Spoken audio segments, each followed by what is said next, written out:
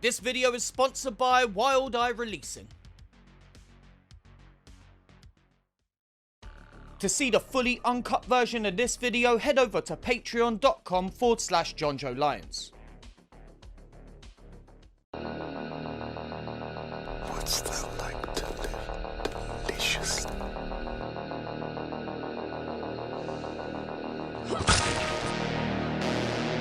Chaos reigns.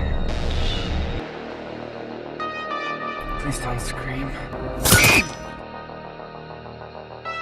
Nah, Sid, don't you blame the movies. Movies don't create psychos. Movies make psychos more creative.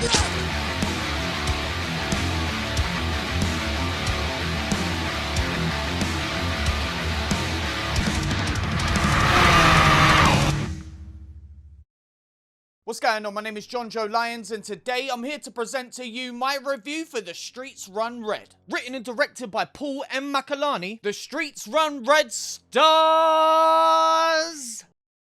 all of these lot. An aging detective and his partner tirelessly pursue a gruesome psychosexual serial murderer named the Kubrick Killer. When the maniac falls right into their lap without realizing it, fact and fiction begin to blur for the three men whose senses of reality seem less and less certain. How's it going, you wonderful bunch of c***s? Welcome to the final week of you February, and I gotta say, it's certainly been interesting. We've had a snuff film, a Japanese love story, and an art house depression fest. Fun times. For the final week, I wanted to find us a movie that was as violent as possible, and I think I've discovered something pretty f***ing special. The Streets Run Red is a film that I'd never heard of and was actually suggested to me by Patreon and all-round superstar Cassio AFK after she saw a certain scene, which I'll highlight when we get to it. That's when I got in touch with Wild Eye Releasing, the film's distributor, and they were kind enough to send me a copy of the DVD, plus a whole load of others I'll be taking a look at this year. The Streets Run Red is produced by Ungovernable Films, who have a reputation for making pretty ridiculous movies, so as soon as I saw their logo pop up, I knew we were in for a hell of a good time. There's not really much else to say about this one, other than the fact that it gets f***ing wild with some of the kills, okay? You've been warned. But before we get to the madness, I just want to remind you, you can see this video completely uncut and early at patreon.com/Jonjo Lyons for as little as $1 a month until the end of this month. Starting at the beginning of March, the tier price to access all of the Patreon exclusive content will be increasing to $2. The reason behind this is as time's gone on, the videos have increased in both length and frequency, making them the only creative thing that I ever do. Hey Jonjo, do you remember when you were writing all those spec scripts?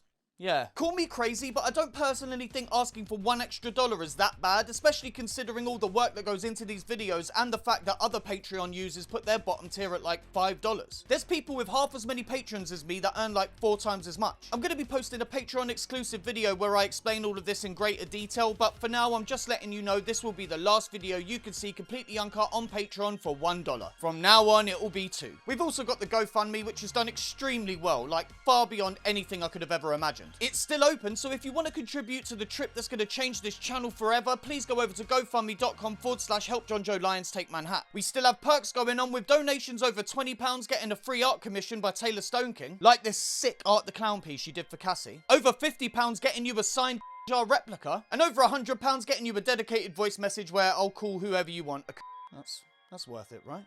But yeah, all that can be yours over at gofundme.com/help Jonjo Lyons take Manhattan. Cheers. Anyway, I've got a craving for really awful acting, so let's not waste any more time. Get ready to see a guy s*** another guy off, then make him f*** his sister through a hole in her torso. Spoilers. This is The Streets Run Red. The movie begins with this thick queen crawling across a rooftop. And check out those thighs, boy. There is not a human being on earth that wouldn't want those tree trunks wrapped around their heads, squeezing and suffocating them until they die with a face full of I'll go on record now saying, that's how I want to die. A voiceover comes in as the woman is joined by the killer who gets all stabby. They taught us and told us on those otherwise dull Sunday mornings that the life we live, the world we know, is God's. Basically, the killer's voiceover is saying that his religious teachings gave him a desire for the theatrical, I think. Now they're showing her absolutely ridiculous Babylons, and I'm finding it hard to concentrate on anything else. Look, sorry if I'm getting to the gross boy talk a bit early here, but when you start your film with a woman so hot that I gladly cut my own off and present it to her as a gift if it meant I got to see a picture of her from a distance, I'm gonna talk about it. Furthermore, I wanted to punch my brown hole while lecturing me on feminism and the dangers of the horror genre until I buckets, giving myself a kind of frothy sweater vest of pungent semen. Then to finish off, she could spit in my face and call me a before sticking her chocolate hand in my mouth, then rinsing it off in the spooge, laughing as she does. She will be my queen. That I should want my life to echo the sanctimony, the glory, and the beauty of those whose lives were so theatrically detailed in the stories they asked us to emulate. Cut to a super funky and creative credit sequence, and then to this fella, Alex, walking when he's confronted by a mugger. He hilariously puts him to the ground, then finds this knife which he puts to good use.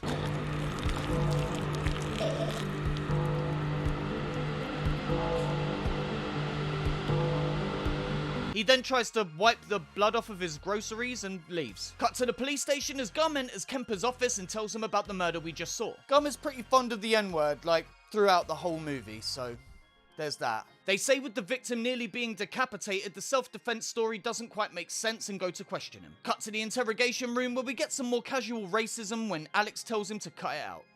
You mind cutting the whole bigoted cop routine? Ooh, looky here, Kemper. We got ourselves an educated boy. How exciting.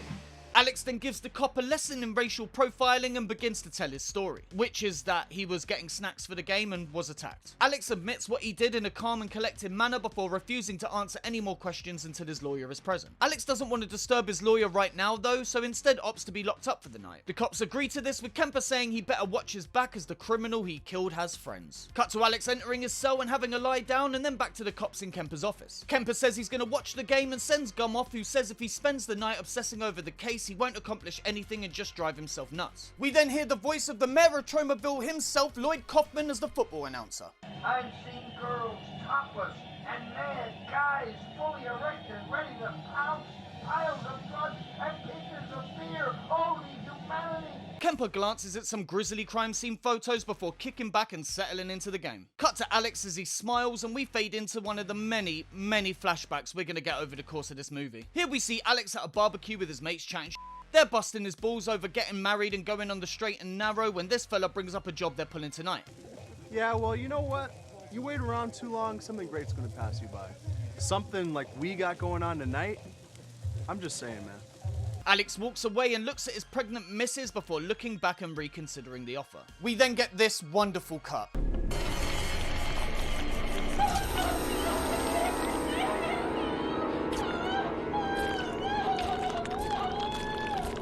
Alright, mate. Chill out. Alex then fingers the knife wound and cuts the woman's nipple off when he's joined by his mate, where we get some absolutely exquisite face acting. Let's go.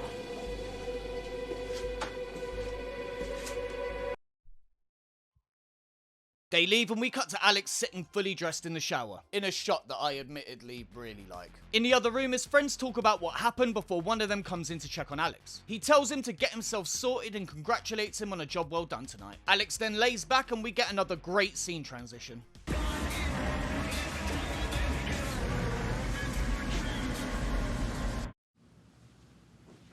Suddenly we're in this guy's office and it's made clear by Alex's kids' ages it's at least 12 years later. In that time, Alex went to night school and has acquired the necessary qualifications to move up in the business world. And you can tell that by the suit and the way he has his hands. I'm surprised they didn't give the a monocle. They shake on Alex being accepted to the job and we cut to his other occupation.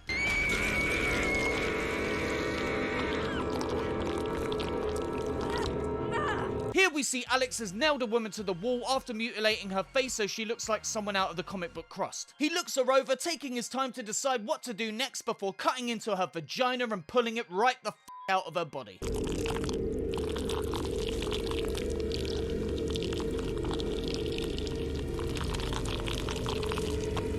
Jesus Christ. I don't know what you're gonna do with that thing, Alex, but don't involve me. Eh? He then cuts a giant hole in her stomach and pulls out her guts, finding a fetus, which he then hammers back into the hole where her vagina used to be. Finally, Alex walks into a bowl and paints the spoof into the wound with a brush. He looks at the mess he's left behind like a painter would his piece, then finally leaves. Cut to the police arriving at the scene. The forensic guy breaks down the victim's injuries while Gum inexplicably tastes the dripping out of her. They're then startled by this photographer who tells them he has the right to be there as the public need to know about the Kubrick killer. And this guy is so annoying.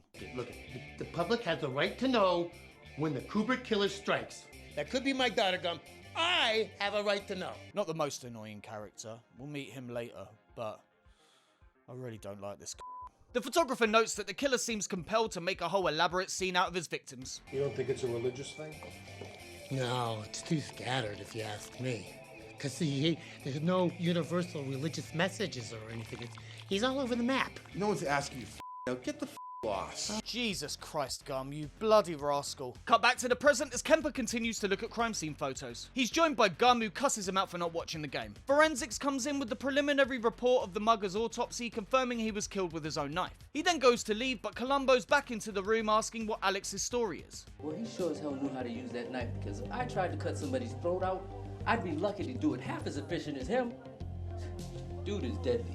Do you reckon this movie would be more suspenseful if we didn't already know that Alex was the spooge painting maniac, which is a much better name than Kubrick Killer? Answers in the comments. Gum then tells Kemper he's gonna go and check on Alex before once again telling him to drop the case and watch the game. Cut to Gum paying Alex a visit. He tells Alex the score, advising him their team is losing. Alex then lays back down and we flash back to the past once again. Cut to some roadkill, a metaphor for your mum's vagina. Then to Alex giving someone off-screen instructions. Frustrated with his student, he grabs this woman, pulls her jubblies out and slams a hammer into her chest.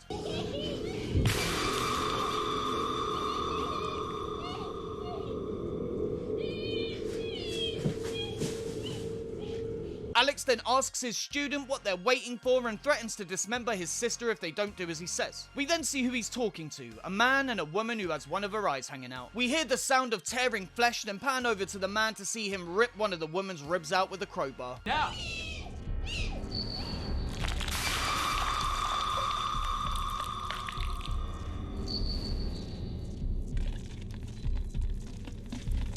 That's okay. That's normal. Alex then asks the man why he isn't hard anymore. Wait. What the happened to your hard on? Why aren't you hard anymore?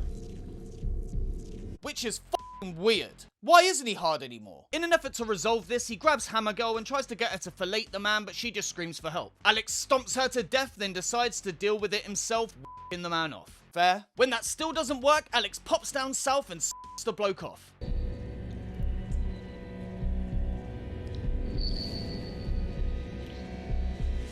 Alex sure is dedicated to his craft, isn't he, folks? Taking the odd shot in the mouth for the purposes of your art reminds me of my dad. The old guzzling penis pincushion. Alex then gets the man to step on a stool and explains what's gonna happen next. Alright, it's gonna hurt quite a bit because her bones are severed. It's gonna cut your penis, but once you I can kill you, so you won't feel any pain, okay? Oh, yeah. Okay, mate. Sound. Alex then makes the man the woman's wound until he spits dong water.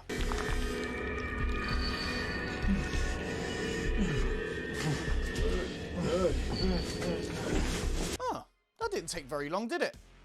Must give it a go sometime. Finally, with his artwork complete, Alex kills the man. Cut to Kemper at an asylum talking to Dr. Halloran about the case. She says the individual doing the killings is very sick, but without an evaluation, she's unable to diagnose what is actually wrong with them. She doesn't really have anything helpful to share, other than that at a guess, she doesn't think the killer is psychotic, but rather someone suffering from histrionic personality disorder, given all of his crimes are elaborately set up like movie sets. The doctor then bids Kemper farewell when we get the scene Halloween 2018 stole its opening from. Get away from him. Get the away from him. Cut to the bar where Kemper explains to Gum what histrionic personality disorder is. Histrionic personality disorder is a pervasive pattern of excessive emotionality and attention-seeking, beginning by early adulthood and present in a variety of contexts. So, me then. Characterized by inappropriate, sexually seductive, or provocative behavior. And 6 shows self-dramatization, theatricality, and exaggerated expression of emotion. See, that doesn't sound like a guy at all. Yeah, definitely me. Kemper suggests the killer doesn't care if they understand why he does what he does. That his art is satisfying enough for him. There's no rhyme or reason. He finds his subjects and has them act out his sick fantasies. It's all about fulfilling the theatrics of those fantasies. Gum says they need to find out what the fantasies are to catch him, but Kemper says the problem is there's no link between the imagery. The killer is recreating scenes from all different religious texts, but never exactly. He's literally making his own art with people's bodies. Gum then talks about what makes someone cross the line, going from knocking one out to a fantasy to actually committing murder. At what point do you become capable of actually doing it? I mean, it pains me to say it, but they're still human beings. Where's that goddamn line? I don't know. I just want to know where the Kubrick killer is. Cut to present day once more as Kemper is woken up by Gum calling him. Gum again cusses him out for not watching the game and they end the call. Cut to Gum as he pays Alex a visit in his cell. He asks him how much Alex bet on the game and he says $5 grand. The cop doesn't believe him and leaves as we flash back to Alex at work. His colleague says goodbye and we cut outside where Alex gives this woman something she dropped. She's there to see someone Alex works across the hall from. Small world, huh? Not really. I mean, I work in this building and you're on your way to see Joel. It's not much of a coincidence.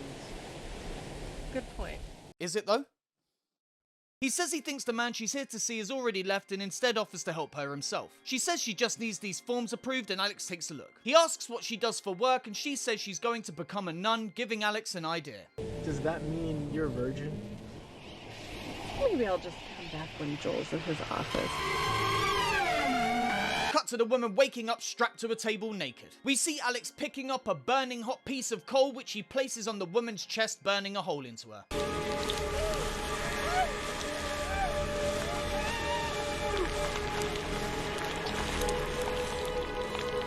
Oh, what a way to go. Could have been worse though. Imagine if he'd put it somewhere else. That would have been awful.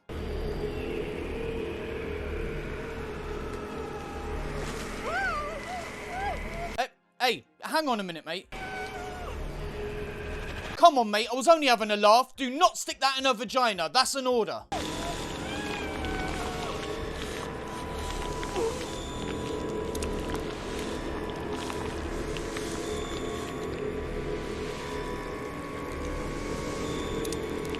Good Lord. Finally, we see Alex weakly whipping the woman's corpse with his belt.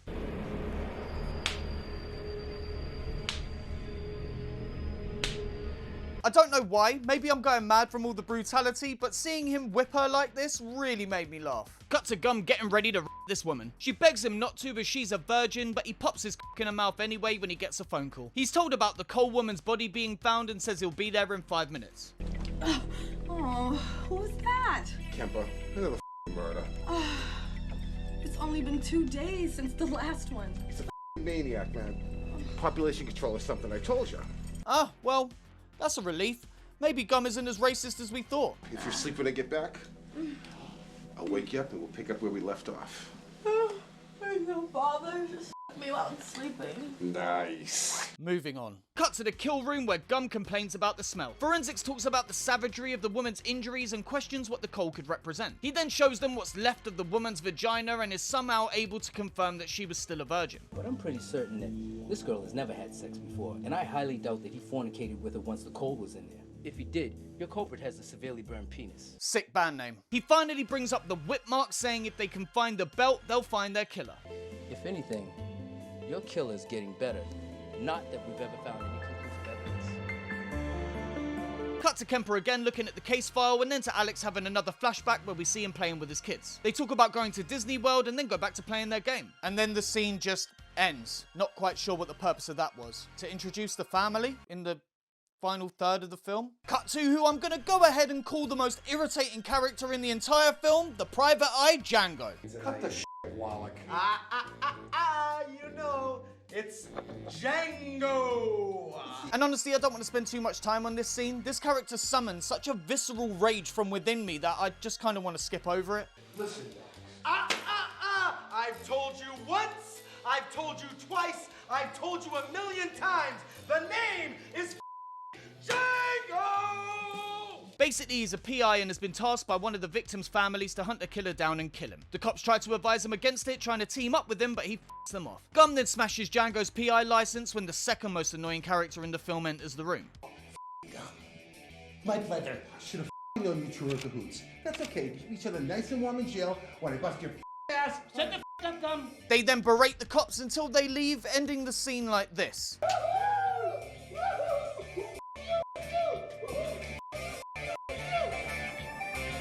What a couple of supremely irritating Is it the theme music, the constant screaming, the hat, or the dancing at the end? I don't know, but I hate this character.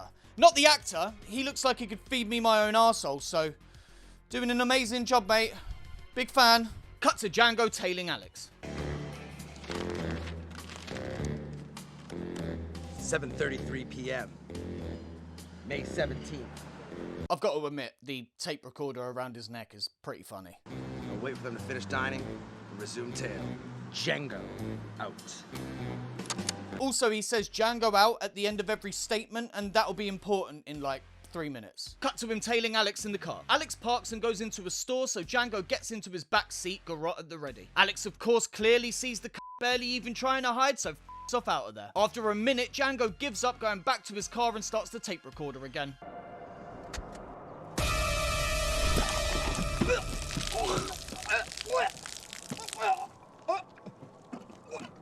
Django out! Hilarious. Cut to the cops listening to Django's recordings and looking through his documents. Gum says they ran the license plate Django quoted, and Kemper gets excited when Gunn says it's owned by some old lady on the other side of the state. The other officer with them says all the data they have from Django is encrypted, written in code with the wrong street names and numbers, which Kemper doesn't take well.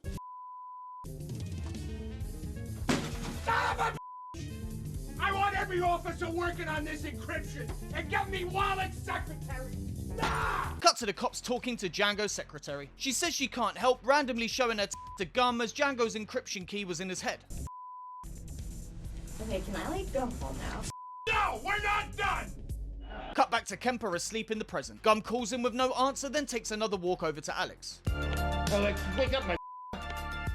He tells him their team won and to start celebrating, then the film fades to black. Cut to morning as Gum wakes up Kemper and tells him their team lost. Kemper asks if Alex is still there and Gum says he's about to leave. Cut to Alex getting all of his stuff back, being told the team actually did lose and leaving. The officer realizes she didn't give him back his belt and tells Kemper, who is finally able to put all of the pieces of the mystery together. You want to run it out to him? Yeah, sure.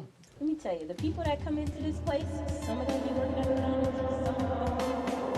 Kemper then chases Alex outside for the final epic conclusion. Stop.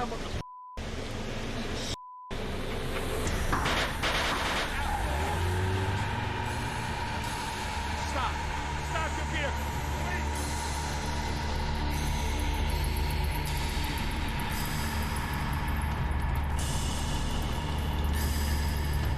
The end. What the movie?